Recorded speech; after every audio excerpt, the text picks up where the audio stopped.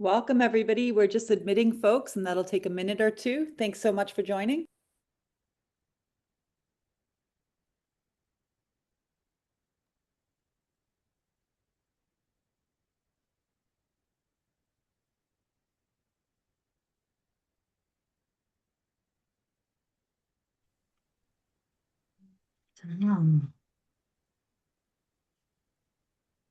I think folks have joined in. We will get started right away. Awesome. My name is Ashna Kumar. My pronouns are she, her, and I'll be starting us off this morning or afternoon, wherever folks are coming in from. And so, welcome everyone. Thank you for joining us today.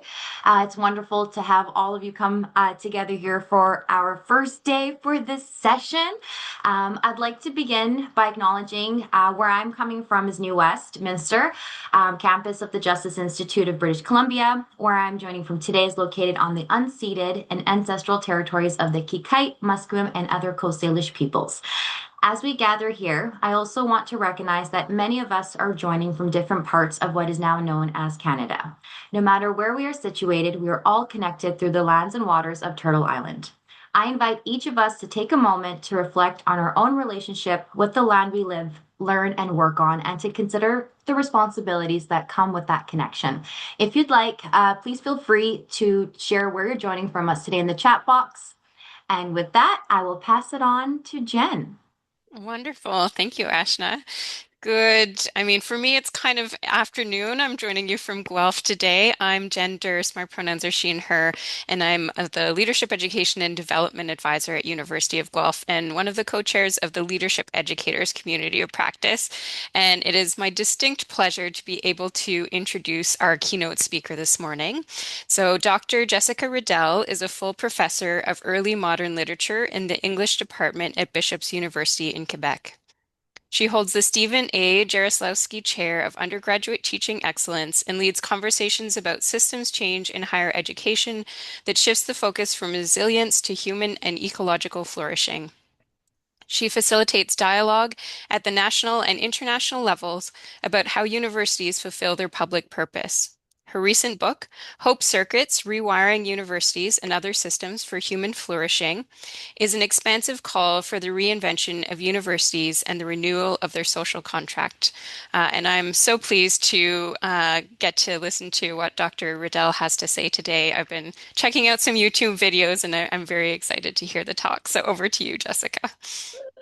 Thanks, Jen, and thanks so much for joining today. I'm really excited about being in community and hopefully leaving enough time to rumble and reflect about where you are and what your context looks like, where the possibilities are, and the key flourishing indicators, those glimmers, as well as just howling into the abyss together. This is really hard hope work right now. I'm going to try to give you a sort of overview of what I see happening in the post-secondary landscape in universities and colleges across Canada, give you a couple of frameworks, some tools, and then also suggest some resources for you to take back to your own context, your own sphere of control and influence. And so I'm going to share after this gathering a handout that you can use in your own groups to do a read and rumble, to do facilitation, to do a potluck, to do use a diagnostic tool to figure out where you are. Also, Jen, thank you for looking at those little YouTube videos. I have 24 tiny little micro videos. They're 2 to 4 minutes long, and I developed them as a way of engaging folks who might have limited bandwidth, right? Who might look at a full book and say, I do not have the time. I do not have the energy. If I am collapsing into bed, it is with, a Netflix show and a hot water bottle. This time is a time of limited bandwidth. And so I created tiny 24 of them, tiny little micro video lectures that introduce the concepts, some of the tools that you can use, and some of the broad themes of the book. And they're really designed for people to sort of engage with them on their own timeline, in their own spaces, but also to share with their unit, their department, their coalition, their thought partners, in order to start conversations that can be helpful for you to design where you are, what is helpful, and what is hopeful going forward. So I'll do a share back after this talk with a handout for facilitation if you want to do a read and rumble, 24 little micro video lectures, and just an offer to sit with you and think about how we rewire our own context to center human and ecological flourishing. So I do have a PowerPoint that I will share now and go through it, but also, oh, here we go. Also stop and take some pulse checks with you all, because this is for me the most interesting part of it, is to learn, to metabolize, to listen, to get your sense of where you are in your own context, in your institution, and your community of practice. So I'm going to talk a little bit about Hope Circuits. If you have a chance to connect, if you're on LinkedIn, please join me on LinkedIn. Please friend me, although I don't know if that's the right verb. My students are like, I don't think it's friending on LinkedIn. I think it's connecting. But I really like that platform. I didn't understand what that platform was about a year ago. It felt really corporate and not part of a higher education lexicon. And increasingly, as Twitter and X have collapsed, this is a place where I'm increasingly seeing folks gather, learn together, share what's on their mind in a platform that is authentic and vulnerable. So if you have a chance and you're on LinkedIn, please do find me. It's Jessica Riddell, and I would love to continue the conversations. So we're going to talk about how to reframe higher education through a Hope Circuits lens. And the goals for gathering, I really love the work of Priya Parker, who came out with a book in the early days of COVID called The Art of Gathering. And I read it and thought, wow, do we have a lot to learn about higher education and the ways in which we are gathering with purpose and intention at this moment of rapid disruption and change. And so I try to make sure, because she gives us a guide, what are the goals of gathering? You shouldn't just gather because it's in your agenda, because it's a standing meeting, because you have to, part of the calendar of meetings, that you should be really explicit about your goals, both in advance of connecting, but also at the very beginning of your agile agenda. So feel free to add any of the goals of gathering that you have, but some of the ones that I have been thinking about and really trying to be intentional around are to slow down. That's the first conceptual tool in Hope Circuits. The times are urgent, let us slow down is a quotation from Bio Akamolafe that rewired my thinking in the early days of COVID as I was writing Hope Circuits, writing into this work, where the times are urgent. We can feel in our bodies, we can feel in our work, right? That we're constantly running from one crisis to another. We're putting out fires all of the time. And yet with this sense of urgency can create a sense of depletion and despair.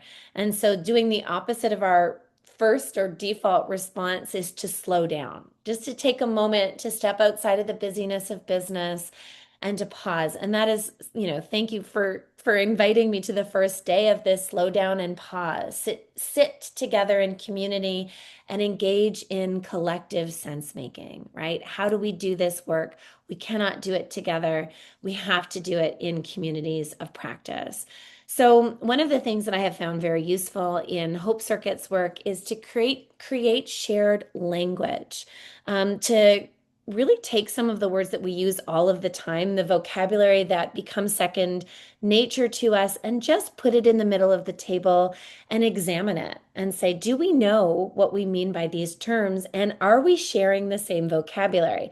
So Jen and Ashna and I might have very different definitions of student success, but we use it all the time. We use it in our emails, we use it in our design, in our co-curricular, in our development, in our leadership programs.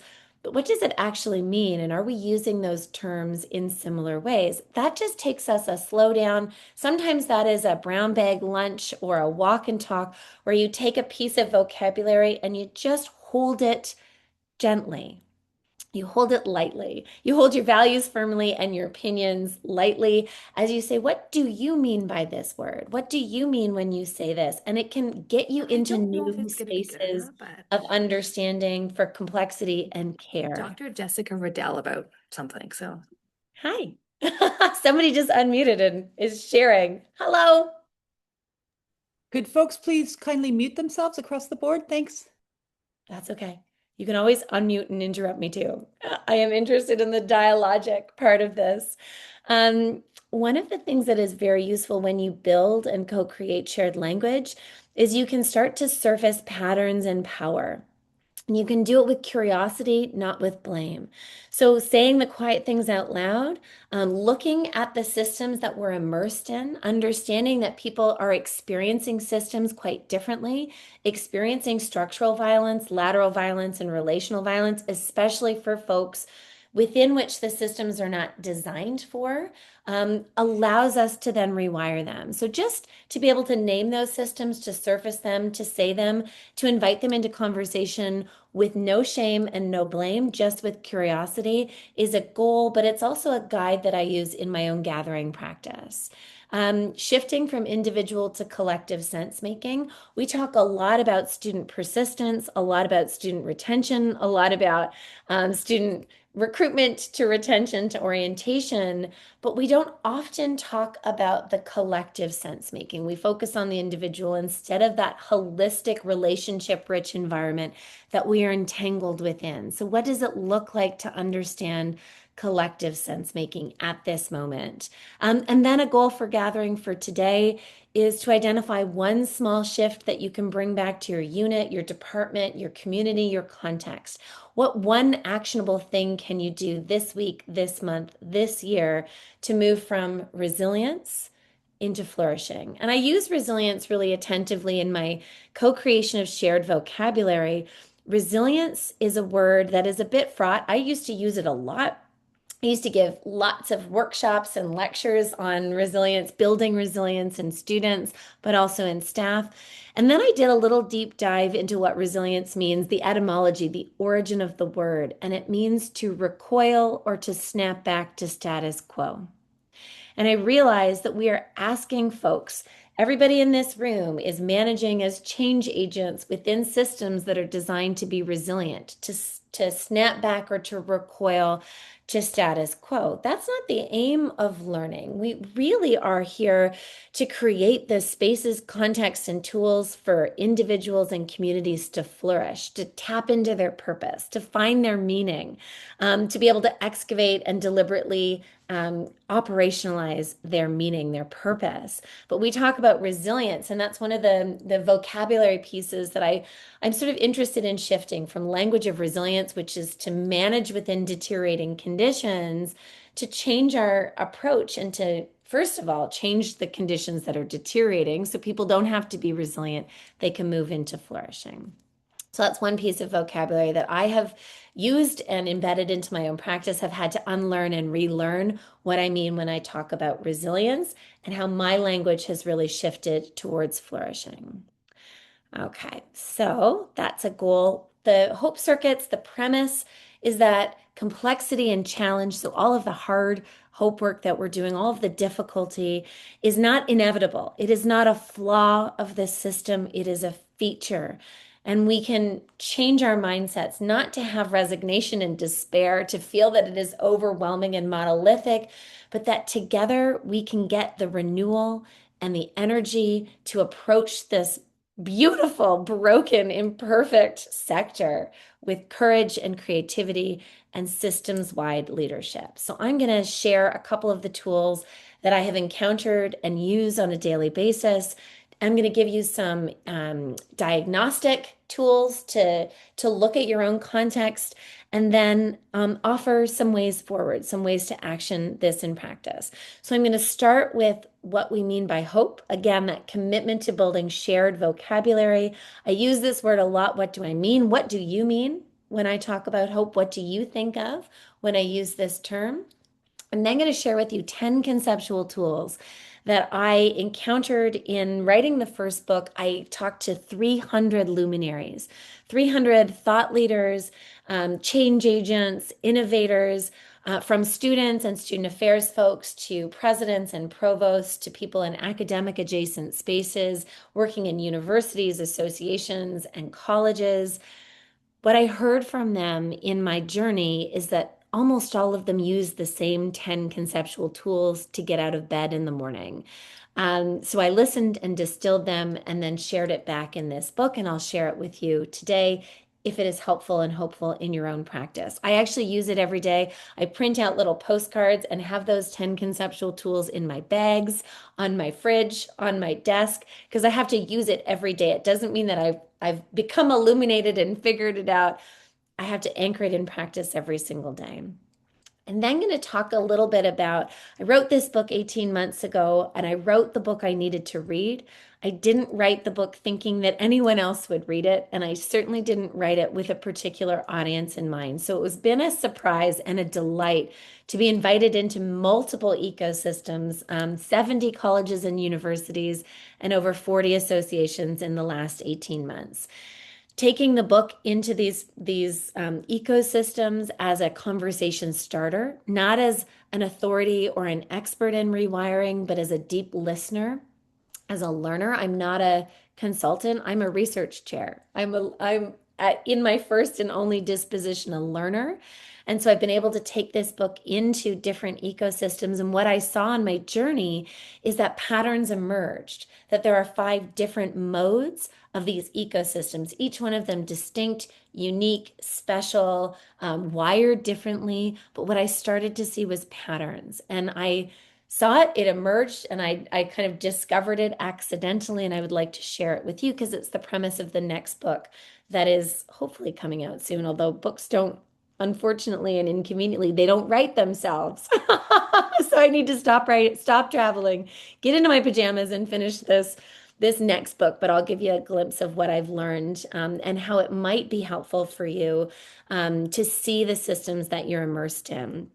I'm then going to refer to the handout that I'm going to send to you after this gathering. And it's a guide for gathering. It's how to engage, how to take the things that you've learned today and take them back into your own ecosystem, to start conversations with folks who you can build a coalition of the willing and of the hopeful. I'm then going to talk a little bit about going from nope to hope. How do we go from despair and disengagement, depletion and dismemberment into spaces where we can be active architects of creative futures and empowered to go and do this work? And I do that through glimmers and gold. How do we notice what is already good that is surrounding us in real time? Where do we deliberately identify what I call key flourishing indicators, things that are happening without extra resources, without extra budget lines, that are happening in real time? How do we spend a little bit more time, intention, deliberately tapping in to those key flourishing indicators? And then some reflections and rumbles. What have you learned? What can you take away? What is something that is helpful in your own practice that you would like to share? So that is our agile agenda, and we'll go through, but please feel free to interrupt. I do not have access to the chat, but I believe that there are wonderful humans. Interrupt me if there's a comment in the chat that is adding to yes, and I am here for all of it. So we can take rabbit holes and throw some monkey wrenches into this. First of all, though, I want to just slow down and pause and ask you to do a really quick pulse check for yourselves. And I just want you to think about for a minute and even throw into the chat, how charged are you or depleted are you feeling right now? What is your level of hope on this spectrum of nope to hope? How are you feeling? Where are you? Where's your energy level? So if you can just think about it, and if you feel brave and courageous, if it's a safe enough place for you to share, please do in the chat. And I'll give you a moment to throw those in. Slowing down and pausing is one of the most radical, but also the most difficult things that I do.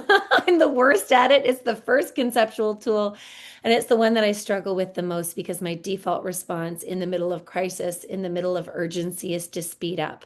And I really have to be intentional about slowing down and pausing. Okay. Thank you for thinking. Thank you for pulse checking, and thank you for sharing as you feel brave and courageous in the chat. All right. So I promised shared vocabulary. What is hope anyway?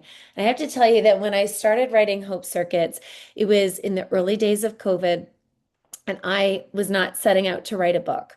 I was setting out to figure out how to get out of bed in the morning. It was a real and earnest wish. March 13th, 2020, our universities and colleges across Canada closed. Our schools closed, our K to 12 closed. I had a 4-year-old and a 6-year-old who were sent home with their backpacks and their indoor shoes. We were promised it would be 2 weeks before they went back to daycare and primary school, and it was months and months and months. I was sitting in Senate at my own university, closing the university for the first time since 1843. It was a remarkable and unprecedented moment. My husband was not home on March 13th. He was in a hospital getting a lung x-ray because he'd been experiencing pneumonia, and they were very worried that he had COVID. It turns out a week later he was diagnosed with lung cancer. And so all of a sudden on, the 18th of March, I had small children at home. We were in the middle of COVID. My workload had tripled, and my husband was facing a life-threatening illness. I wasn't setting out to write a book. I was setting out to ask people earnestly and urgently how they were getting out of bed in the morning because I couldn't. One Zoom after another Zoom, earnestly, how do you get out of bed? And what I found was, and he's okay. We are 5 years into this journey. My children are now 10 and 12. We are flourishing on multiple levels. We are sitting in the hard, difficult, crunchy experience of living in this mortal world, right? What does it mean when all of a sudden everything that you think you know falls away? You get clarity, you have heartbreak, but you also have a vividness and a beauty in that moment. And so what I did was I wrote through the experience. I wrote into it, not as a book, not as a product, but really as a process of excavation and discovery. And what I realized is that when I was asking people where their hopes were, and this was, keep in mind, early days of COVID, people were experiencing global heartbreak and personal horror. We were losing our rituals. We were losing our graduations. We were not able to gather for marriages and funerals and births. It was a time that felt very, very vivid. And when I was asking people where they found hope, people who I thought were hope warriors were saying things and distancing themselves from the word hope. They were saying, well, I'm hopeful, but I'm not a Pollyanna. And what I realized is that we had become estranged from this word hope, that we were worried in the cynicism cloaked as worldliness, that we couldn't be too hopeful because we couldn't be considered wide-eyed Pollyannas. Pollyanna coming from that Haley Mills movie in the 1960s where this young girl has her world crash around her. And what I realized is we've become estranged from the word. We've effeminized it. We've infantilized it, right? It's a small girl, instead of recognizing how hard it is, how difficult, crunchy, beautiful, and fierce it is. And I came across this in my doom scrolling in my social media feed, and I hung on to it. I clung to this like a lifeboat. And I read it every day. People speak of hope as if it is this delicate, ephemeral thing made of whispers and spiders' webs. It's not. Hope has dirt on her face, blood on her knuckles, the grit of the cobblestones in her hair, and just spat out a tooth as she rises for another go. And what I realized, and I had to live into and practice, is that hope is badass. It's dynamic, it is unruly, it is disobedient, it challenges. My favorite definition of hope is that hope challenges the actual in the name of the possible, that it looks clear-eyed and candidly at the world around us and says, yes, and what else is possible? What can we do to build more inclusive, accessible, just spaces for all of us? How do we engage in radical humanization at a time where we are seeing the dehumanization of many? So what I mean when I talk about hope is that it has to be big enough, large enough, expansive enough to hold grief and rage and anger and despair and uncertainty. And it also has to be big enough and large enough to hold love and delight and pleasure and belly laughs.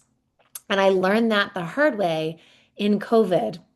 where things were falling around me, and yet we were still having dance parties in the kitchen and yoga with Adrian with my family on the, living room floor, Zoom bingos and joy. So all of that entanglement has to be large enough to be expansive, to hold hope. So if that is what I mean by hope, what does hope have to do with systems? That's one of the goals for gathering, is to see the patterns and the structures that we're immersed in.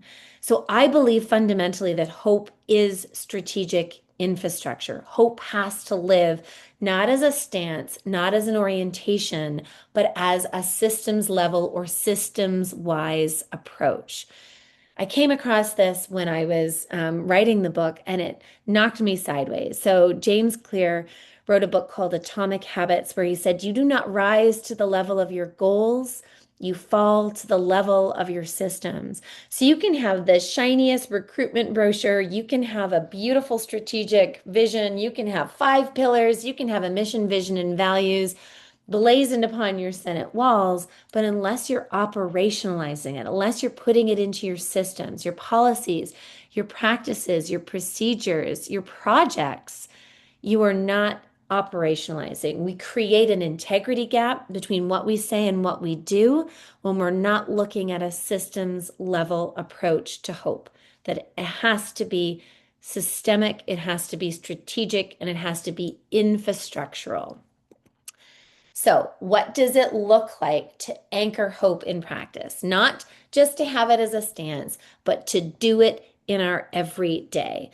And one of the questions that I live into every day in conversations and in ecosystems is, what would it look like to build spaces, projects, communities of practice, departments, units, institutions that foster human and ecological flourishing? And keep in mind, I gave you the definition of resilience, recoiling or slinging back to status quo, and where I'm shifting my orientation from resilience to flourishing. We need to stop asking people to continue to do well under deteriorating conditions, and we need to stop, surface the systems, look at what's causing those deteriorating conditions, and rewire them in our own context of control and influence. So that's a question I live into, and it's a question I live into in this book that came out in 2024, really as a conversation starter, not as a piece of prescriptive, do this, don't do that,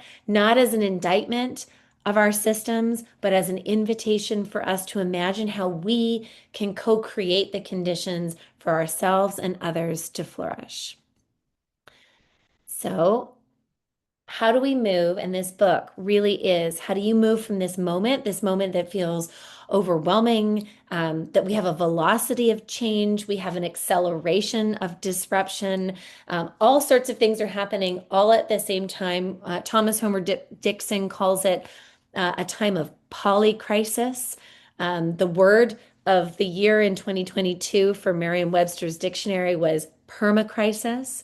So we're experiencing this kind of rapid onslaught of change and disruption. How do we metabolize this moment and build the mindset necessary to approach the world as it is and still have enough capacity to imagine what else is possible? So these are 10 tools. As I said, I use every single day. I am not an expert at it. I distilled them from the conversations I had with 300 luminaries.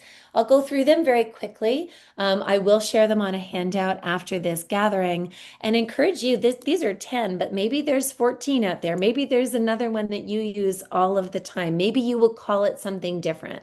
So I just, as an invitation, as an offering, these are the ones that are really helping me move to metabolize moments that are super difficult into new ways of being. And I have to tell you, I use them not just in my work in higher education, not just in my work in leadership, but also in my personal life. Most recently in August, when Air Canada went on strike and I had 7 flights booked in 7 days and all 7 were canceled, 3 days before I was supposed to leave, I had to sit down and go from my default response, which was despair, cancel it all, hide under the covers, give in to what felt overwhelming. And I had to sit and work through my 10 conceptual tools. I had to sit and be like, okay, what does it look like? Slow down and pause. Do not respond with urgency. Surface the systems. Where is my sphere of control and influence? Where can I actually make a difference? What is converging? What are the forces that are converging? How do I take a systems level approach? How do I practice divergent thinking? So how do I think differently than I would? My first default response is to howl into the abyss, despair, and cancel everything. How do I practice divergent thinking? And so I thought that I had to fly everywhere, and I was flying to Minneapolis, to Minnesota, to Chicago. I was flying to Vancouver, and into Winnipeg. I had to go to Brandon, Regina, and Saskatoon. And so what I thought is that I had to fly everywhere. And instead, what I thought is, you know what, I could drive. So I rented a car and I drove from Brandon, Manitoba to Saskatoon, Saskatchewan, and stopped in Regina on the way. It was the most beautiful road trip. I have had that on my bucket list as an East Coaster to drive across the prairies. The universe is a better party planner than I am. When I practiced divergent thinking, it opened up different kinds of horizons, both literally, that horizon in the prairies is spectacular, but also those horizons of encounter with the world as it is. So I had to practice divergent thinking, commit to unlearning and relearning, that there's not one way to get to one point, that there are many different ways, that I had to unlearn my own fixed assumptions, that I had to live into questions. And so this is very nerdy as a confession, but because all of my plans, the best laid plans of mice and men oft go awry, from Robert Burns, the Scottish poet, I had to sit in discomfort and ask, what am I supposed to learn from this moment? So if I believe that the universe is a better party planner than I am, then I had to ask to the universe, what do you want me to learn? And so every encounter I had that was not planned in this journey, I treated as a gift. What conversation am I going to have at a gas station in the middle of nowhere, Saskatchewan, that is going to rewire my brain? What conversation am I going to have in an ecosystem that I wouldn't have had access to? What am I going to do to treat this time as precious? And so living into those questions changed the shape and the quality of the world I was living in. I had to stay with the trouble and sit in the discomfort. In higher education, I have been taught to skip to the solution, to be the expert, to have the right answer, to erase the discomfort, to produce a product. And what I've had to unlearn and relearn is that I have to stay with the trouble. The discomfort is where the answer lies. And we know this from everyone from 12th century poet Rumi, who says the answer is not around the pain, it is through the pain, to Marcus Aurelius, this Stoic philosopher 2,000 years ago, who said the thing that is in the middle of the road, that is the pathway, that is the way. So I have to stay with the trouble, sit in the discomfort, and say, what am I supposed to learn? Not engage in toxic positivity, which is to erase the point of our discomfort, but to really sit in that cognitive dissonance, to be willing to transform. And we know that as learners. We know that in learner theory, where our students are not transforming unless they are experiencing some kind of crunchiness, some kind of discomfort. So what are we asking students to do that we're not willing to do ourselves? One of the things that I've had to learn is how to stay in the discomfort. Reimagining authority and expertise is also one of the important conceptual tools that I am intentional about, that I surround myself with students who I believe are some of the best systems thinkers in our ecosystem across campus. They're the ones who are encountering systems in real time. They are running into structural violence. They are finding that these systems are built on exclusion and mystification. They can see things because they are encountering those systems that we who have been immersed in them, or maybe the systems have been designed for us, that are invisible. They get to show us how those systems are enacting in real time different kinds of experiences. And if we listen to them and surround ourselves with them as truth tellers, we can find ways forward to make those systems more humane, more just, more inclusive. Now, Taking a systems level approach has been a really big game changer for me. I am an educator at heart. That is my first origin story of sitting in classrooms and building classrooms where we are co-creating in real time. When students fail in a classroom, what I have realized is that they don't fail because they are not gritty enough, they don't have enough academic buoyancy, they're not resilient enough. There's not a flaw with them. I'm not going to blame the salmon. I have to look to the dam. I have to go upstream and to figure out how I've designed my classroom, how I've created the spaces for them to engage in the material. If most of my class fails a quiz, that is not the fact, that is not their failure. That is my design and systems approach that needs rethinking and rewiring. So when I take a systems level approach, I don't blame the salmon, I blame the dam. And sometimes that dam is me, which is an uncomfortable truth in my relationship and complicity in systems, even as I seek to upend them. But what does it mean for me to take a systems level approach, to go upstream and to figure out what those conditions are that are creating ecosystems where the salmon are pooling in places that don't serve them? That also requires me to change my language, change the world. We are addicted to narratives of crisis, of lack, of deficit, of loss, of crisis in higher education. Those are the dominant narratives in our sector, and I would suggest are the dominant narratives of our time. And other stories are possible. Stories of flourishing, of creating, of innovating, of illuminating. How we talk about our students, how we talk about our departments and our units can be about scarcity, or they can be about abundance. They can be about the ways in which we see glimmers and possibilities and key flourishing indicators. So I rail against, or I'm resistant to corporate speak that we bring in from the corporate sector to see how we can measure, how we can create metrics. So we talk about ROIs a lot, and KPIs, key performance indicators. That's being drawn from transactional corporate late stage capitalism. We have language in the academic enterprise that can serve, still measure, still assess, still give us dashboards, still give us really important data, but is much more attuned to flourishing. And so I have taken KPIs and I've rearranged them, and I think about them as key flourishing indicators. What are the things that we can think about, identify, and then deliberately and intentionally focus on that get us towards flourishing? So I've changed my language and changed the ways in which I move from scarcity and deficit into abundance and flourishing. The final conceptual tool, the one that is the most important, the one that you can't do any of the other 9 without this 10th, is building intentional community. You cannot do this hard hope work alone. You can't do it by yourself. You have to be doing it in community with one another. So thank you for being willing to come, to gather, to slow down, to pause, to be in communities of practice, to gather together in this association, which can give you the renewal, replenishment, and energy to go back into your own context in order to rewire.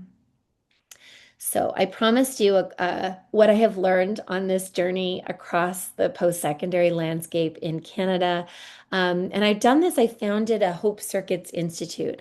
I have the great privilege of being an endowed chair. So I'm the Stephen A. Jarislowsky Chair of Undergraduate Teaching Excellence, which means that my mandate is to steward conversations across Canada and around the world about how we can imagine education as a sector that is on the critical front line of democracy, that is the playground for rehearsing creative futures, that is the incubator for developing a moral and civic imagination. That's my job. I'm not a consultant. I'm not an expert. I am a research chair. And so in this capacity, I've been on a journey. I said that I wrote the book I needed to read, not with a specific audience, wasn't sure that anyone was going to read it. And that's okay. I'm an academic. I'm used to nobody reading our books. We have like a bestseller in university publishing is like 263 books. So my expectations were low. I really just needed to write as a process of discovery. But to my sheer amazement and delight and deep humility, folks have adopted this book in their own ecosystems. Now, this is an old graphic. It has now been about 6,000 people have engaged, over 70 colleges and universities, now over 50 associations and organizations. And it's been from coast to coast to coast. I have been to the Yukon, to Labrador. I just came back from Victoria. On Saturday night, I have been on the East Coast. I have been in central Canada. I've been on a journey, as I mentioned. I drove from Brandon, Manitoba to Saskatoon, Saskatchewan. I have been in the US and increasingly invited into other international sectors in Ireland, Holland, England, and Iceland. My preference is to stay in Canada because I think that this is a powerful sector. We are still publicly funded. We still have social mission and public purpose. We are a relatively stable sector. Our colleges and universities, we can still get everybody into a room together if we need to steward these conversations.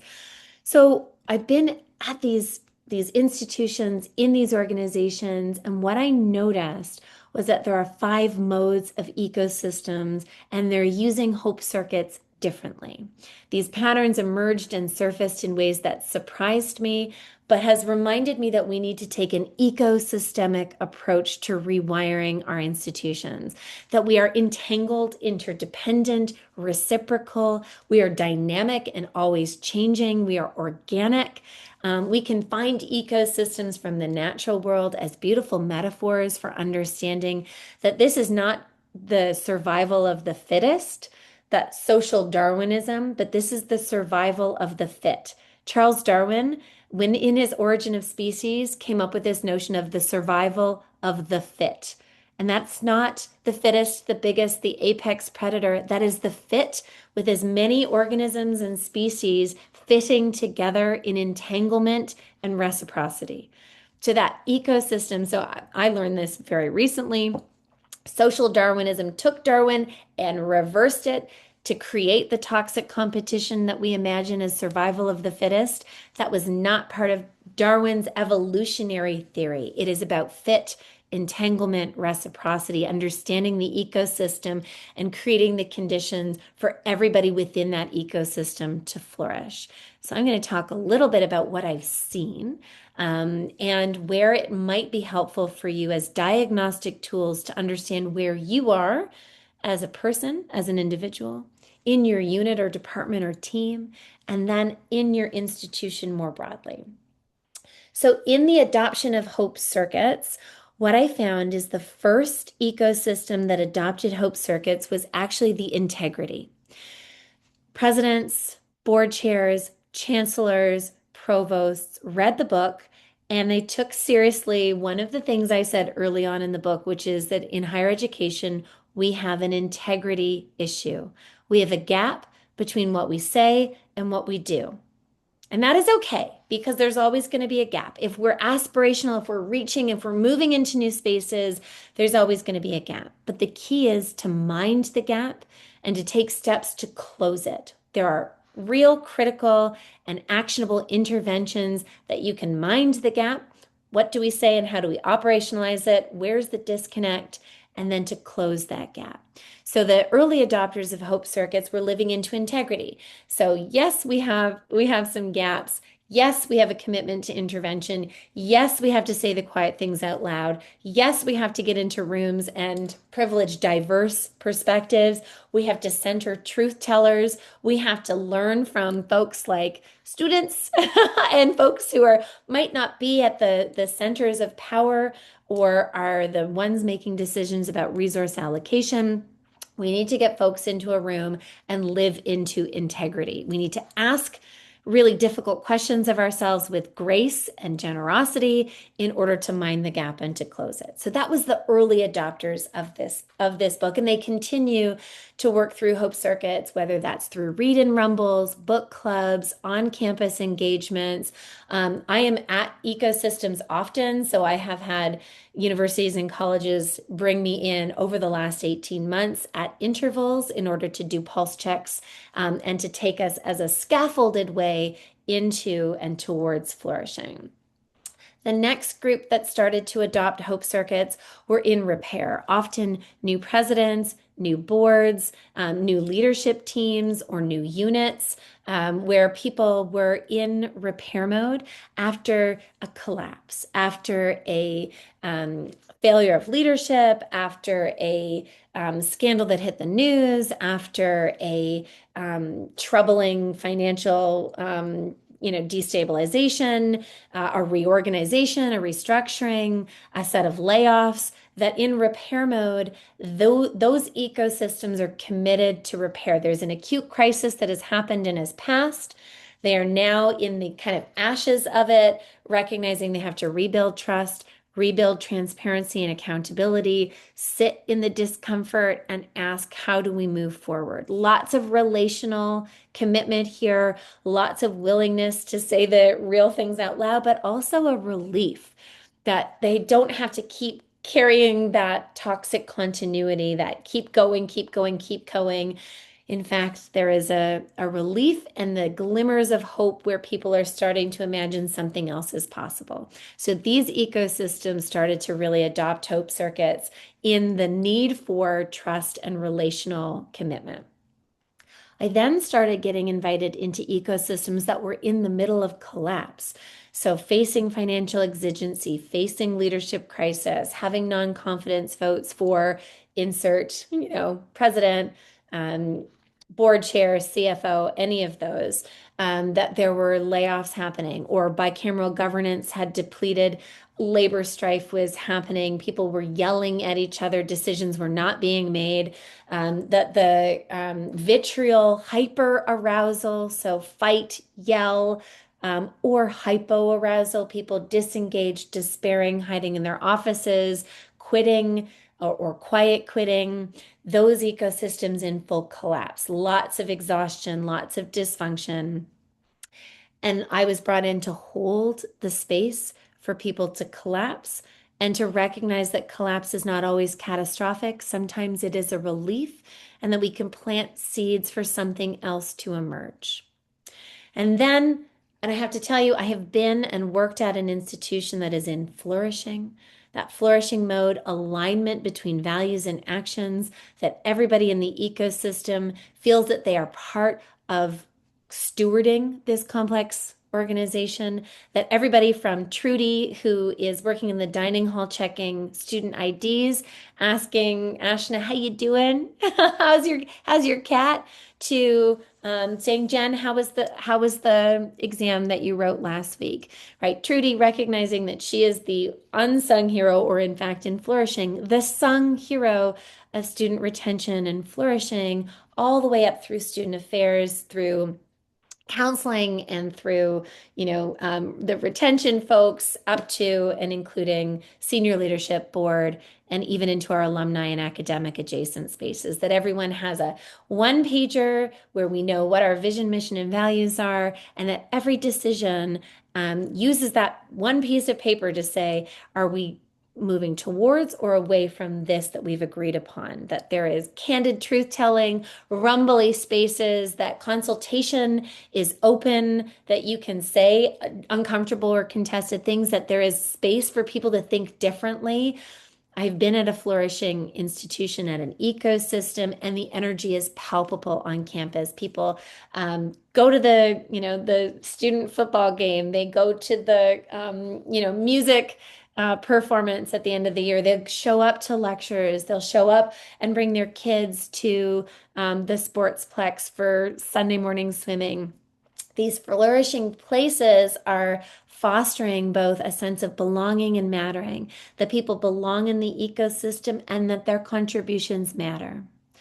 Now, the ecosystem that I am the most concerned about and keeps me up at night are the ecosystems that are operating under toxic continuity, pretending that everything is fine, holding these institutions together with duct tape and chewing gum and sheer force of will, where decision making is consolidated, consultation is performative, that there is compliance, obedience, surveillance, and policing, that there is no room for truth telling. They're exiled truth tellers, that you are either with us or against us.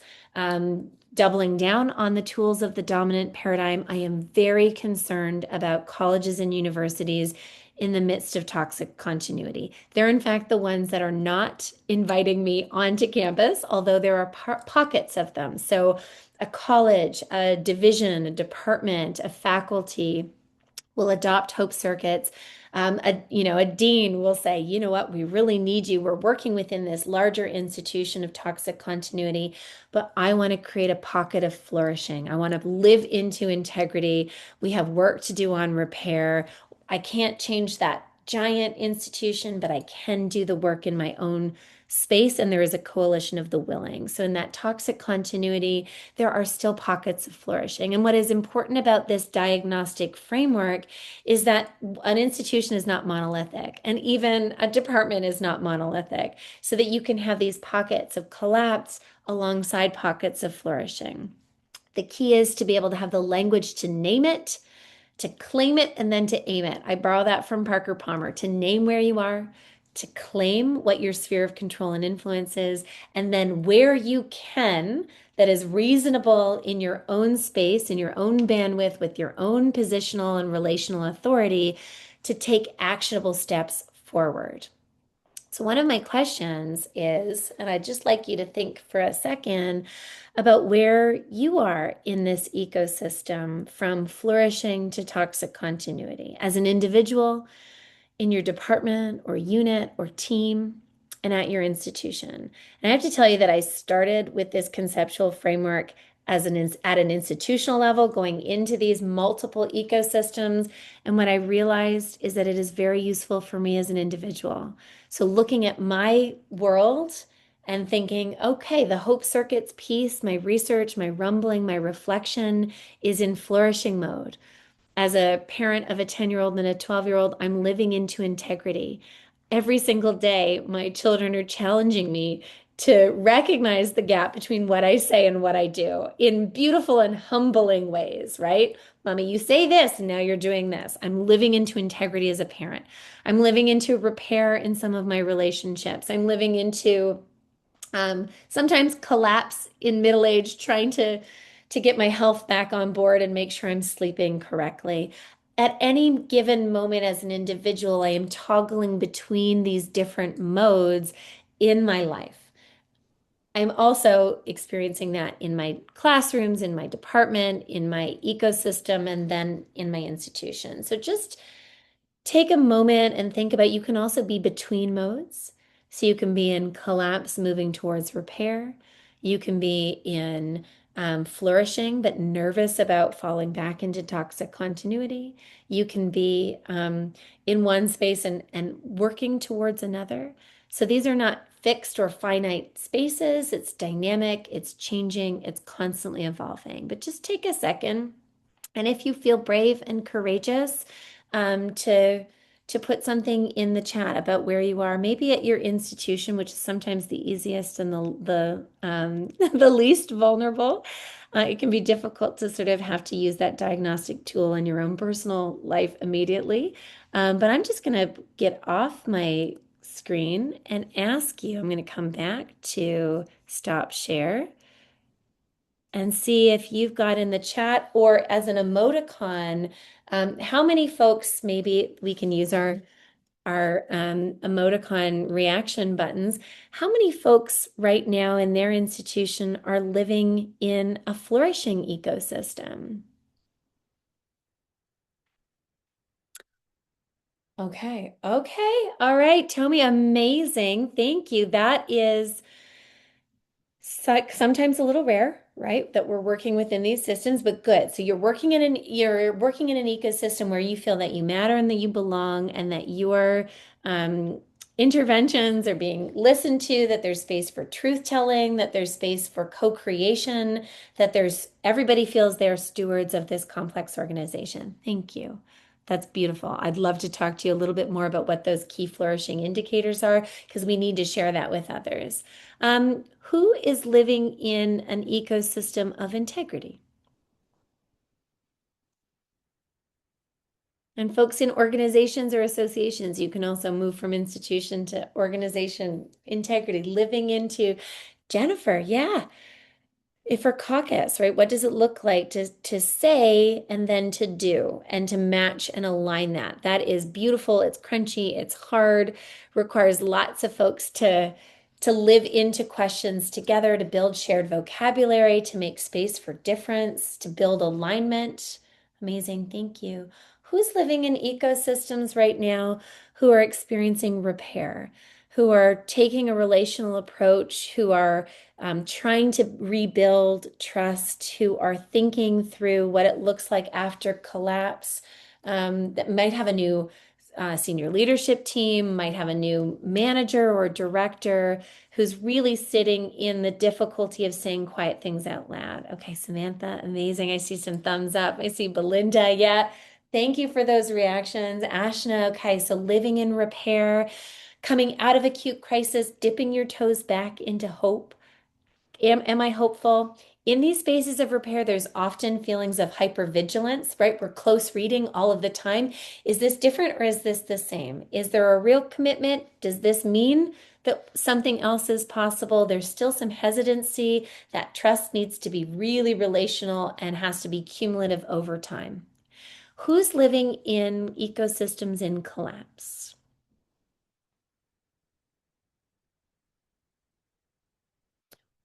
Yeah, yeah, thank you.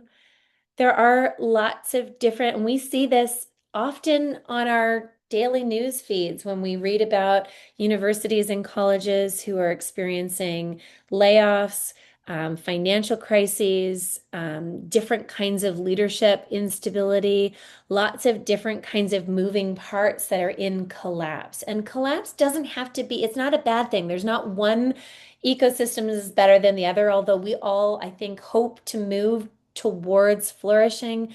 Collapse can sometimes be a relief. It can sometimes be okay, now something else is possible. We don't have to keep pretending. We don't have to keep engaging in toxic positivity and optimism. Things will work out. We're not sure how it will work out. Collapse gives us an opportunity to name things, to say the quiet things out loud, and to move towards repair and integrity.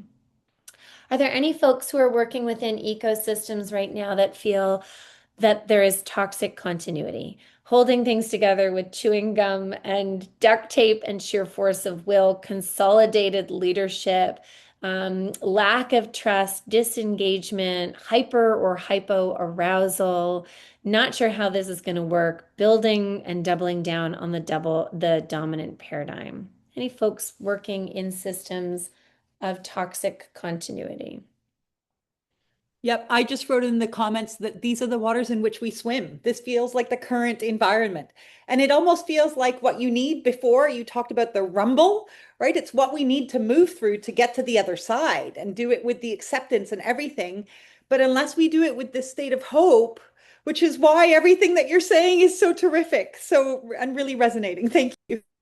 Thank you. You know what? I think that we need to say things out loud and not be ashamed of the fact that we are in a sector that is really experiencing toxic continuity, that is really experiencing pressure and forces, and we are responding by doubling down on a dominant paradigm rather than sitting in these difficult spaces and saying, what else is possible? Something else is possible. We can do this. We are architects of creative futures. And in fact, in education as a sector, it is our mandate to challenge the actual in the name of the possible. But often we are tired and depleted and diminished in the very work that called us to do this hard hope work in the first place. Yeah.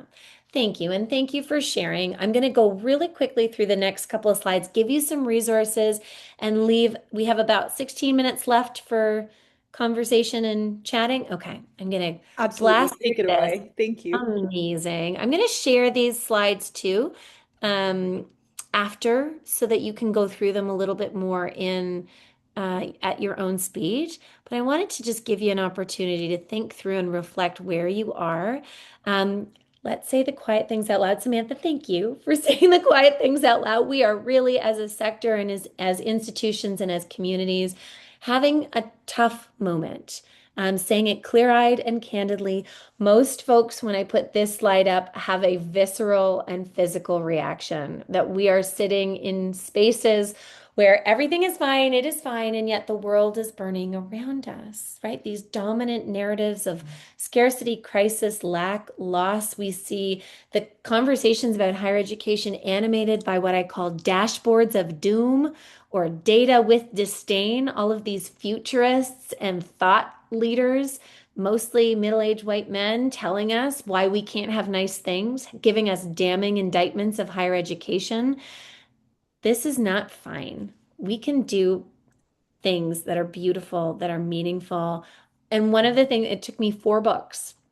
I'm almost finished 2 more. It took me 4 books about hope to realize this one very simple and elegant thing, which is when despair gets monolithic, hope gets local. It gets into conversation. It gets proximate. It gets into a coffee line with a student. It gets in a walk and talk with your colleague. It gets into a read and rumble on a Friday afternoon. It gets into spaces where we see each other for each other's beautiful, imperfect, three-dimensional humanness and says yes and.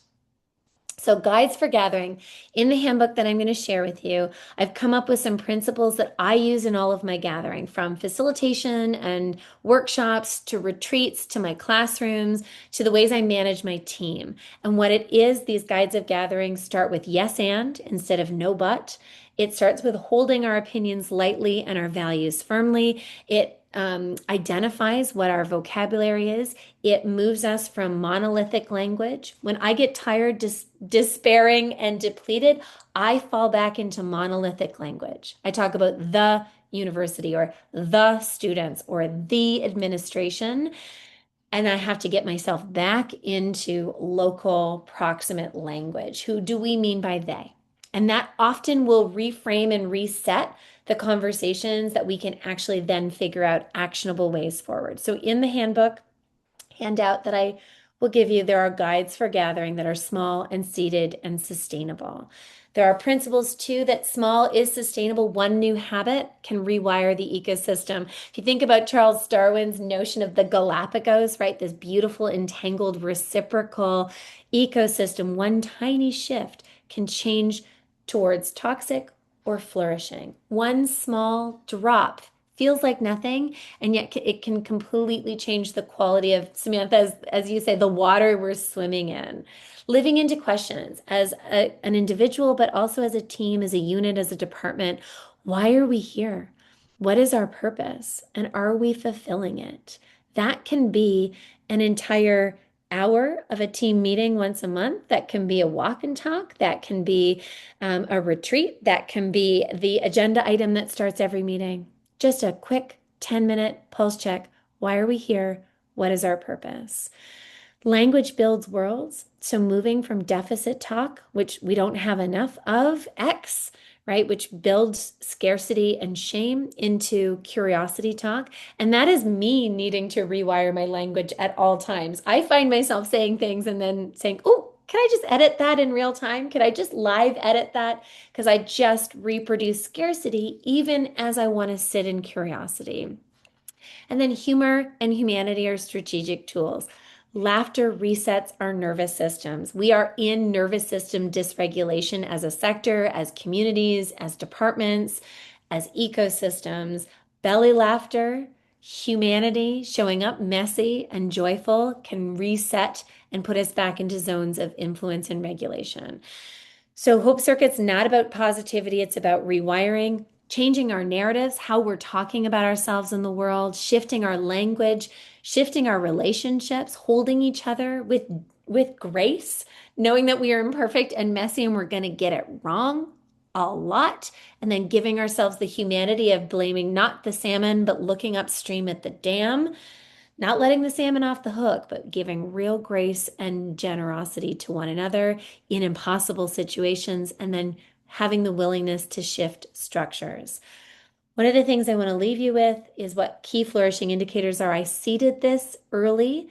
I'm borrowing unruly and disobediently from the corporate talk of KPIs and moving us into key flourishing indicators. Where are the glimmers in the gold? Where are the moments? Is it a walk and talk? Is it a monthly potluck? Is it an incredible conversation that you had with a student in walk-in hours? Is it an encounter that you always have with a colleague in the hallways? Where are the key flourishing indicators? Where are the things within the systems, either relational, structural, so systems, policies, a table that you sit at, a resource allocation decision making, and a way that somebody facilitates a gathering or a meeting, where or are those? And then, so I look at the convergence between relational, so people, tons of glimmers in people, tons of people that you love and you work with, glimmers in structures, so systems, policies that are working, agendas that people use to facilitate meetings,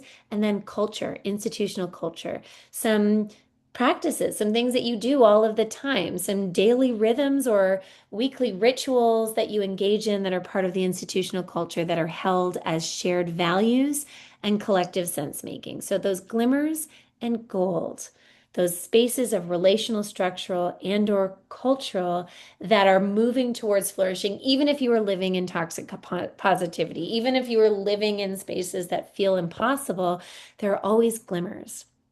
And if you look at them and pay attention to them and think about them more intentionally, you can actually grow those in your own sphere, and then you can create possibility models for others, for ecosystems that are adjacent to you, that look and say, oh my gosh, Jen, you are doing amazing things over there in your unit. What are you doing? What's the secret sauce? And how can we build also?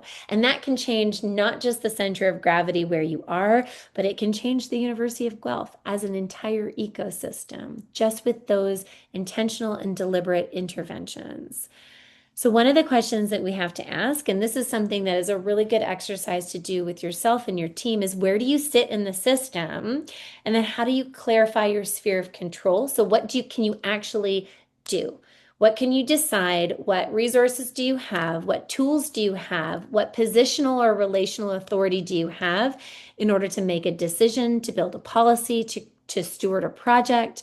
But then what is your sphere of influence? So maybe you can't make that decision, but you sit at a table that can, or you sit with a coalition that is interested in doing that. And then what is your sphere of care? Who is in your sphere of care? Students, colleagues, staff, faculty, who is in your community, and how can you create and seed conversations, build shared vocabulary, identify questions you want to live into together, and create the ecosystem that is based on curiosity, generosity, grace, messiness, and emergence. And those are exercises you can do this week, this month, this year. They're the questions of where do I have control that gives you back agency. It gives you back empowerment in order to make a difference. Where do I have responsibility but no control? Where might I experience overwhelm? What can I release? And what small shift could I make this week? And those are questions really to think about. I will put them in a post-gathering set of resources for you. I encourage you to think about Read and Rumbles. The book I made sure was super cheap. I got money from the Jarislowsky Foundation to offset the printing costs, so it's under $30. I will also share my author's discount if you want to read in community together. I don't make any money off these books. I make 30 cents a book, but I really just want it to be helpful to start conversations in your own context. I have those 24 short videos for people with limited bandwidth. I have a handout for facilitation you can do on your own campus this month. I have reflective journals and prompts that you can work through the videos and then answer some questions and go through that kind of reflective process. And I also do professional development. So I also help folks think through and howl into the abyss and find ways that they can intervene in actionable ways with on-campus engagement. So I don't have to just do it with senior leadership teams and boards, although that's where a lot of my work lives. I can also do it in no resource, low resource spaces, in virtual, in on-campus engagement. If you see that I'm coming to your campus and I'm working with your board and your senior leadership team, and you think, you know what, I would love an hour with her for our unit, please reach out. I will come anytime. I will say yes to the invitation, especially if I'm already on campus and my carbon footprint needs a little alleviation. So please use me as a resource to reflect and to rumble and to connect with me. Please reach out. That's my email address. I have a student-built website, which is messy and emergent and imperfect and joyful.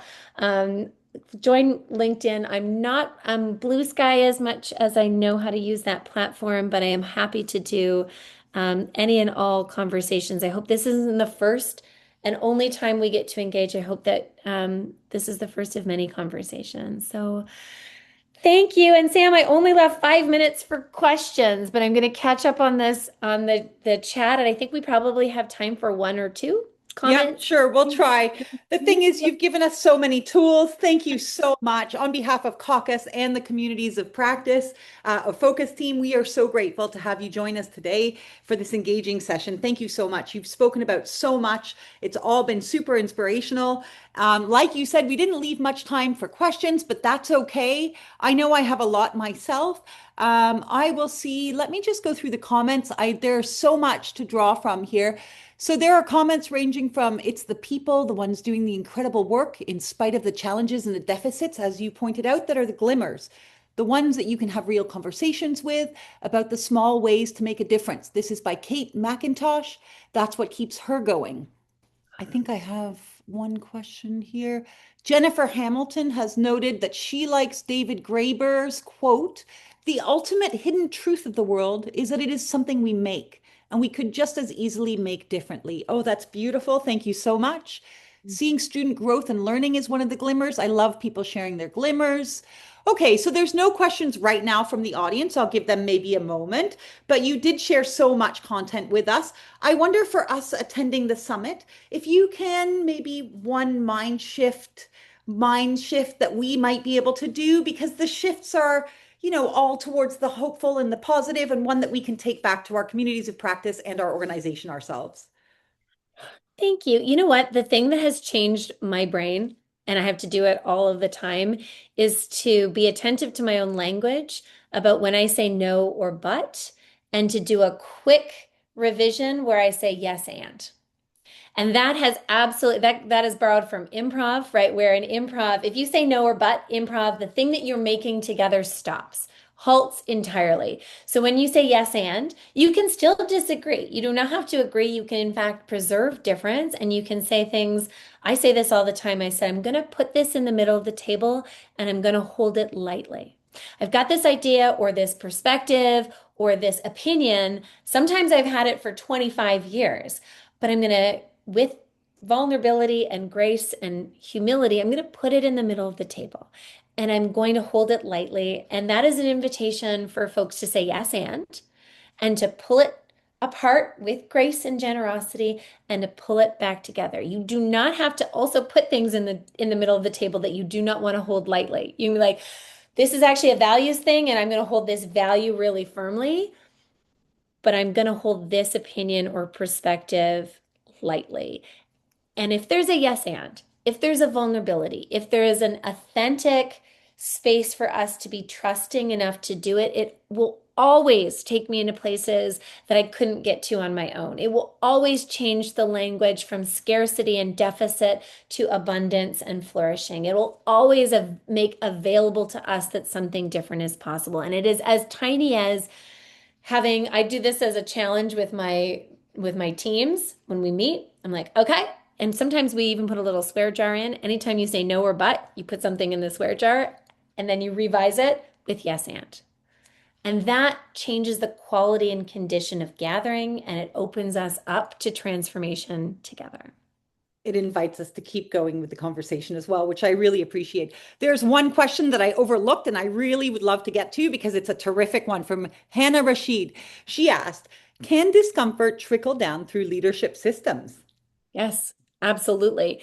You know what, I can tell you from my conversations with, I spent a lot of time with the sort of President's Advisory Council. So it's about the 50 decision makers, managers, directors, VPs, both on the academic and non-academic side. So most of the work that I do, or boards, so the boards of governors and senior leadership teams, everybody is sad and feeling uncomfortable, and there is unprocessed grief. And I can tell you that every single person I engage also has incredible goodwill and really good intention. And that we are all of us, wherever I go into in an ecosystem, somebody will say, well, we really want to change. We want to really lead differently. We really want to move into flourishing, but they wouldn't let us, or that would be a non-starter over here, or we don't have enough X over here. And what I love to do is to bring people into a room together and be like, you all want the same thing. You're all experiencing discomfort. You're all experiencing unprocessed grief. And we are large enough and big enough and expansive enough to hold those feelings and to metabolize them and to move forward in shared purpose. And that for me, I think is a really important reminder, is that nobody is doing super well right now, but everybody's nervous about what everybody else thinks. And so if we could just disarm, put our armor down, and put our human selves into those spaces, something else is possible. I love that. Thank you so much. We have one question from the audience. Sultan, if I may, I'm going to call on Jeff Cohen for the question. Thank you so much. Over to you, Jeff. Go ahead. Please unmute yourself. Sorry, Jeff, we can't hear you. You're talking to yourself just for now. If you wanted to put your question in the chat, feel free. I can read it out, or please unmute yourself. There we go. Sorry, I didn't have permission to unmute. I needed the host to do it. Thank you, Sultan, Sorry for about jumping in that. there and saving me. Dr. Riddell, thank you so much for joining us. And everything that you're saying is obviously, resonating with everybody in the group. And I can't thank you enough for coming today. My question is almost threefold. There's something that you said resonated with me when you're talking about your kids. Your kids will check you at every turn and bring it down to that level of, self-humility and humility all around. Because in the playground, when we're kids, you get over a problem during recess in that 5 minutes, whatever that thing is, right? But as adults, we're almost conditioned to not speak up, not say anything, not to interact in the same ways. And so in part of your talk, you're talking about, in the workplace, can we find those moments of peace or collective gratitude at the supermarket, or in these micro transactions? But and when you're talking about systemic levels, like the higher education system, politics, the world economics, things that we can control, things that we can't control. And I guess my question and point at the same time is, there's so many different spheres happening at the same time. And so it's all of these different systems are going through different points at which we're going through that despair, hope, grief, and then moving through these, and it leads to exhaustion all around, because then we kind of get to this point where we're like, I can't engage with any of this, and we kind of go to this default setting. So how do you better manage, these different levels or different tiers simultaneously to kind of work through that, so you don't have this like one reaction that kind of ends up being this kind of like omnibus for all, right? Yes. Oh, thank you. Thanks. Yes, and absolutely. And my default, I have to tell you, I write about hope. My default is despair. My default is howling into the abyss. My default is, oh my gosh, this is so hard. I would like to hide under the covers. And just to be really transparent, in the middle of COVID, and actually still now, I used to do it more frequently, but like Tuesday from 9 a.m. until 11 a.m., I would schedule hide under the covers. Because I find that the velocity of change, the acceleration of disruption, the immensity of the world as it is, to be mortal in this world is overwhelming. It is not for the faint of heart. And so I think making sure that I stay in the vividness, but also recognize that I am feel depleted and despairing all of the time, Jeff, I think would be genuine and authentic and messy. I asked this question to my therapist. I started therapy because I was trying to write another chapter of the book that's coming out called How to Heal, and I couldn't write it, and I couldn't figure out how to get into it, and it was defying me in ways that chapters usually kind of fall out of me. They spill out of me, and I was like, this is a question I ask all the time. What do we ask our students to do that we're not willing to do ourselves? And what I realized in the How to Heal chapter is, what am I asking folks to do that I'm not willing to do myself? And so I went into therapy both as book research, but also as a like genuinely an earnest curiosity. Like, how am I going to do this? How am I going to live into integrity? I'm going to ask people to go through repair and to get back into a room together when I'm sometimes not willing to do so. And so I talked to her about, am I living into integrity when I recognize that all of my worlds right now are in different modes? They're not all in flourishing. And does that make me does that compromise my integrity? And my therapist, who is a wonderful somatic therapist, I had to do somatic therapy because otherwise, if I went traditional therapy, I would try to win therapy. So I had to go, I had to go get one who I couldn't sort of go and research in advance. But she said, the fact that you were living into the question, that you were naming it, that you were curious about it, is the process. It's not the end point. It's not getting every single mode into flourishing. And in fact, you would be exhausting if every single mode was flourishing at all time. You'd be super annoying. You'd be, not living into the imperfection and messiness of the dynamic, labile human that we all are. But living into the question is the integrity. It is not the end point, which is the flourishing mode, which is never fixed and static either. It is living into those questions. And so, Jeff, the tools that I use to metabolize this moment in time are the 10 tools that I discovered, did not invent, did not create, but discovered in the Hope Circuit's work, those 10 tools, and I literally use them every day. I use literally, because I'm bad at all of them, I have to say, slow down and pause, which is my opposite of my default. What do I need to learn? What is this discomfort telling me?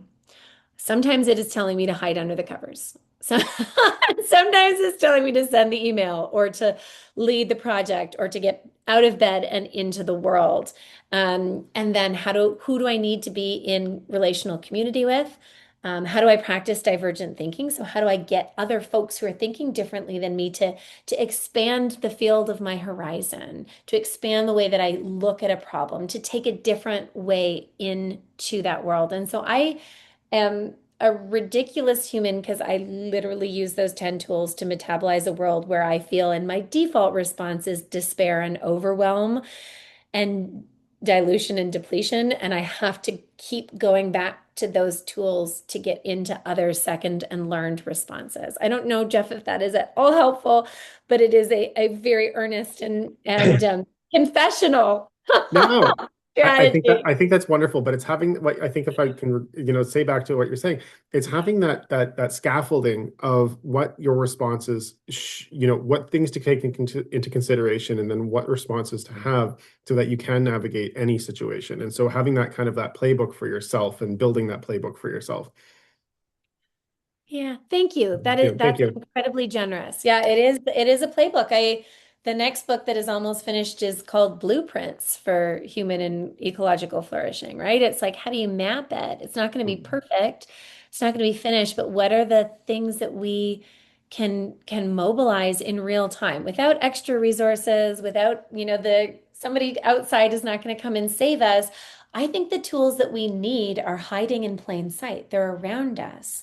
It's just us being able to slow down and having those candid conversations and saying things out loud and being like, okay, how are we going to figure this out together? And I think that's where a lot of the meaningful change that I've seen on campus ecosystems lives. That was beautiful. Thank you so much, Jeff. Thank you for your response, Dr. Riddell. That was an incredible talk all around. And I think it exemplifies the whole human experience and really welcoming all that it brings. And also, I think it really exemplifies that we're always in a state of becoming. We're never done, and we do our best work reactively and responsively in life as we go through it. Dr. Riddell, thank you so much once again for sharing your time, your wisdom, and your hope with us. You really inspired us, and your work reminds us that transformation in higher education is not just possible, it's absolutely necessary and deeply human. I'm so appreciative of your time. And on behalf of the Communities in Focus Summit, we're so grateful for your contribution and for inspiring us to think courageously and differently and to completely rewire our organizations for human flourishing.